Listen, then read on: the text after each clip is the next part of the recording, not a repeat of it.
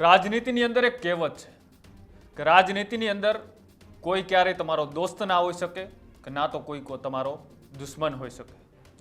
આ કહેવત આજે એટલા માટે કહેવી પડે છે કેમ કે એક બાજુ વિસાવદરની અંદર પેટા ચૂંટણીની જાહેરાત થઈ છે, રાજનેતાઓના ભાષણ ચાલુ થઈ ગયા છે, ક્યાંક રોડ શો અને શક્તિ પ્રદર્શનની તૈયારીઓ થઈ રહી છે. પણ એક વખતના દોસ્ત આમ આદમી પાર્ટીના બોટાદના ધારાસભ્યને જીતાડવા માટે જેમને દમખમથી મહેનત કરી હતી એવા ગોપાલ ઇટાલિયાને અત્યારે જીતાડવાનો સમય છે. ત્યારે આમ આદમી પાર્ટીના જ બોટાદના ધારાસભ્ય ક્યાંય દેખાતા નથી. આ ન દેખાતા એક ચર્ચાઓ પણ શરૂ થઈ છે કે બોટાદના આમ આદમી પાર્ટીના ધારાસભ્ય ઉમેશ મકવાણાનો એક પગ ભારતીય જનતા પાર્ટીમાં છે તો બીજો પગ આમ આદમી પાર્ટીમાં છે. આજે કરવી છે આ સમગ્ર વિષય પર વાત. તો નમસ્કાર, આપ જોઈ રહ્યા છો ન્યૂઝ રૂમ. આપની સાથે છું હું કૃણાલ આહિર.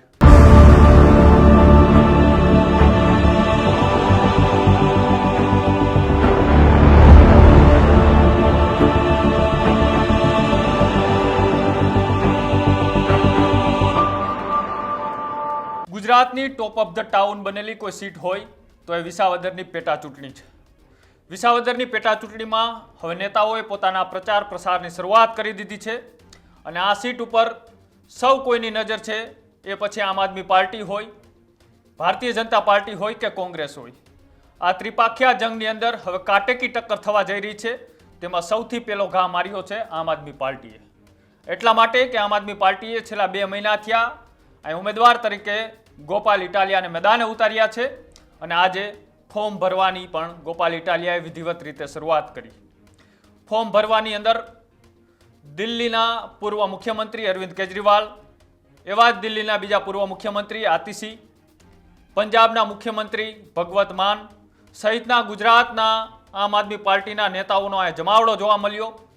વિસાવદરની અંદર શક્તિ પ્રદર્શન થયું. પણ આ શક્તિ પ્રદર્શનની વચ્ચે જો તમારી નજર કોઈ પર હોય તો આ ગુજરાતના આમ આદમી પાર્ટીના નેતાઓ પર હોવી જોઈએ. કેમ કે જે આમ આદમી પાર્ટીના નેતાઓએ પોતાના જ ઉમેદવારને જીતાડવા માટે દમખમથી મહેનત કરી હતી એવા ઉમેશ મકવાણા અત્યારે ક્યાંય દેખાતા નથી.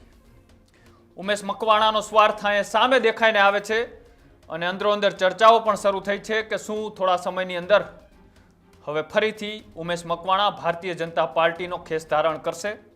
આવી ચર્ચાઓ ભૂતકાળમાં પણ થઈ હતી અને હવે ભવિષ્યમાં પણ થશે. આ ચર્ચા થવા પાછળનું એકમાત્ર કારણ કે જ્યારે ગોપાલ ઇટાલિયાને જીતાડવા માટે દિલ્હીથી નેતાઓ આવી શકતા હોય, પંજાબથી નેતાઓ આવી શકતા હોય અને પછી વાત કરવામાં આવે તો આદિવાસી વિસ્તારમાંથી ડેડિયાપાડાના ધારાસભ્ય ચૈતર વસાવા હોય, જામજોધપુરના ધારાસભ્ય હેમંત ખવા હોય અને જે વિસ્તારના ધારાસભ્યની હું વાત કરી રહ્યો છું બોટાદના ઉમેશ મકવાણા, તેની બાજુની સીટ ગારિયાધારના ધારાસભ્ય પણ આ પહોંચી શકતા હોય તો કેમ ઉમેશ મકવાણા આ કાર્યક્રમથી દૂર રહ્યા? આ સવાલ સૌ કોઈના મનની અંદર ઉદ્ભવે. કેમ કે આમ આદમી પાર્ટીનું આખું નેતૃત્વ જ્યારે વિસાવદરની અંદર હોય અને ત્યારે ગુજરાતના જ આમ આદમી પાર્ટીના ધારાસભ્ય આ કાર્યક્રમથી દૂર રહે, એક અચંબિત અને ખૂબ ચોંકાવનારી વાત કહી શકાય. આમ તો ભૂતકાળની અંદર તેમને પૂછવામાં આવ્યું હતું કે તમારી એવી ચર્ચાઓ થઈ રહી છે કે તમે ભારતીય જનતા પાર્ટીમાં જવાની તૈયારી કરી રહ્યા છો. આવું અમે નહીં પણ આમ આદમી પાર્ટીના નેતાઓ પણ ક્યાંક ને ક્યાંક આ વાત કરતા હતા. પછી પણ જ્યારે ઉમેશ મકવાણાએ ચોખવટ કરી કે હું નથી જવાનો ભારતીય જનતા પાર્ટીમાં, હું આમ આદમી પાર્ટીનો કાર્યકર્તા અને ધારાસભ્ય છું, રહીશ અને ભવિષ્યમાં પણ ટિકિટ આપશે તો હું અહીંથી જ ચૂંટણી લડીશ. જો તમે આવી વાત કરતા હોય તો અત્યારે દિલ્હીથી લઈ, પંજાબથી લઈ અને આખા ગુજરાતનું આમ આદમી પાર્ટીનું નેતૃત્વ ગોપાલ ઇટાલિયાને જીતાડવા માટે વિસાવદરની અંદર હતું તો તમે આ કાર્યક્રમથી કેમ દૂર રહ્યા? આ કાર્યક્રમથી દૂર રહેવાનું એકમાત્ર સ્પષ્ટતા થાય છે કે તમે પણ આમ આદમી પાર્ટીથી નારાજ છો ને તમારો એક પગ ભારતીય જનતા પાર્ટીમાં છે. જે રીતના વાત કરવામાં આવે છે કે પક્ષમાં રહીને ગદ્દારી કરનારા નેતાઓ એ ઉમેશ મકવાણા હોઈ શકે એવી ચર્ચાઓ હવે આમ આદમી પાર્ટીના કાર્યકર્તાઓ કરી રહ્યા છે. જે પણ કોઈ કારણ હોય તો તમારે વિડીયો બનાવીને સોશિયલ મીડિયા ઉપર જાણ કરવી હતી કે હું આ કાર્યક્રમથી દૂર રહેવાનો છું.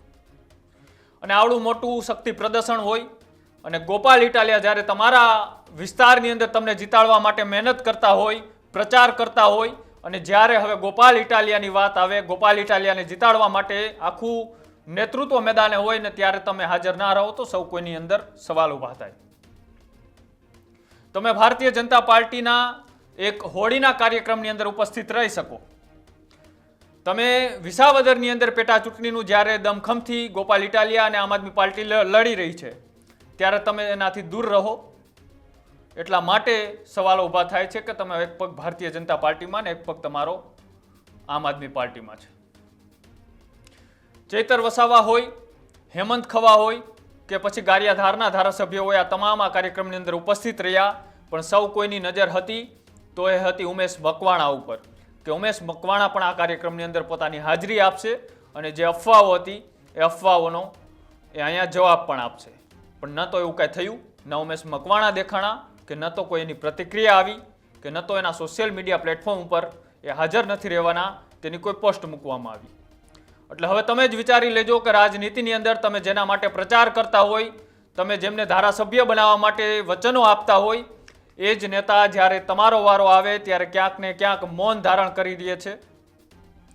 એટલા માટે રાજનીતિની અંદર કહેવત છે કે તમારો દોસ્ત નથી હોતો કે નથી કોઈ તમારો દુશ્મન હોતો. રાજનીતિમાં પોતપોતાના સ્વાર્થની જ્યારે વાત આવે ત્યારે ગમે ત્યારે ભૂતકાળમાં પણ તમે જોયું છે કે આજે 1 કલાક પહેલા એ પોતાના પક્ષની વાહવાહી કરતો નેતા 1 કલાક પછી ત્યારે એમનું સત્ય પરેશાન થાય છે અને કોઈ બીજી પાર્ટીનો ખેસ ધારણ કરી લે છે. આવી કહેવતો અનેક વખત સાચી પડી છે ને આજે આ કહેવત અહીંયા ઉમેશ મકવાણા ઉપર એટલા માટે લાગુ પડે છે કેમ કે ઉમેશ મકવાણા કાર્યક્રમથી દૂર રહ્યા છે. ઉમેશ મકવાણાના દૂર રહેવાથી હવે તમારું શું માનવું છે એ અમારા કોમેન્ટ બોક્સની અંદર જણાવજો કે ઉમેશ મકવાણા આમ આદમી પાર્ટીના ધારાસભ્ય હોવા છતાં પણ ભારતીય જનતા પાર્ટીની અંદર કામ કરે છે કે ભારતીય જનતા પાર્ટીમાં તેમનો એક પગ છે, તો એ અમારી કોમેન્ટ બોક્સની અંદર જણાવજો. આવા જ પોલિટિક અહેવાલો જોવા માટે અમારી યુટ્યુબ ચેનલ ન્યૂઝ રૂમને આજે જ લાઇક કરો, શેર કરો અને સબસ્ક્રાઇબ કરો. નમસ્કાર.